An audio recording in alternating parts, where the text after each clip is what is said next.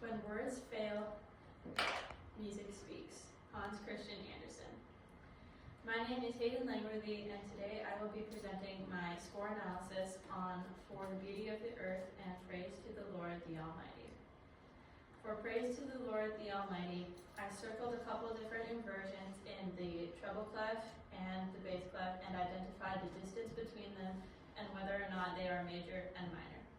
I also identified all the main chords that go throughout the piece and which inversion they are written in.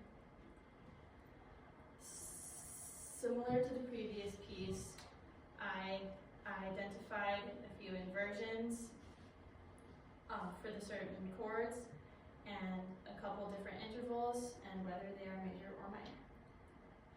I was assigned to transpose one of those two previous pieces, and I chose to transpose For the Beauty of the Earth down into the key of F major. The distance down from the original key is a major second. This is now in the key of F, which means it has one B flat key signature. The third hymn that I chose to do was Amazing Grace, a common hymn known throughout the country. It is written in the key of G. I also identified the main chords and intervals and inversions. A way that math is connected to music is mostly and most importantly through the note divisions and the length of how long a note is held out. As you can see, a whole note, which is 4 beats, is divided into 2 half notes, 2 beats each. Half note divided into 2 quarter notes, 1 note each. 1 quarter note divided into 2 eighth notes, half a beat each.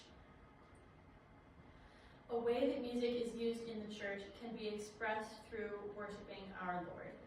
Music can express and evoke certain emotions that words themselves cannot express, as Hans Christian Andersen stated. If there are certain words in a song you agree with, you are able to fully worship and express yourself because you agree with what is being sung. Instrumental music, without lyrics, gives the opportunity for someone to worship in their own personal way and have their own connection with God. There are also several musical Christian artists in the industry, 2 of which are Ann Wilson and Forrest Frank. They do not necessarily only worship God. They write songs about their own struggles, their own achievements, but it is all focused around the Lord our God who gave us the ability to make music